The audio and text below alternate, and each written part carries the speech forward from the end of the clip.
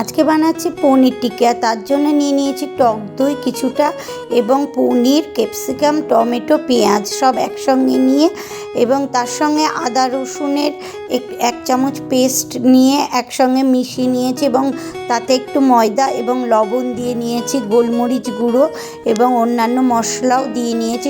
সেগুলোর মধ্যে জিরের গুঁড়ো, ধনের গুঁড়ো, কিছুটা লঙ্কা আর গুঁড়ো, সমস্ত কিছু আর ম্যাগি মশলাই সব কিছু দিয়ে মিশিয়ে এই একটা একটা করে কাঠির মধ্যে সুন্দর করে সাজিয়ে নিয়ে ঢুকিয়ে দিয়েছি মাইক্রোওভেন এবং 10 মিনিটের জন্য ব্রেক করে নিয়েছি। ব্রেক করার পরে 10 মিনিট পরে আবার একটু তেল ব্রাশ করেছি, করে আবার 10 মিনিট ব্রেক করতে দিয়েছি। তারপরেই আমার তৈরি হয়ে গেছে পনির পাসিন্দা, এই পনির টিকিয়া, মাফ করবেন।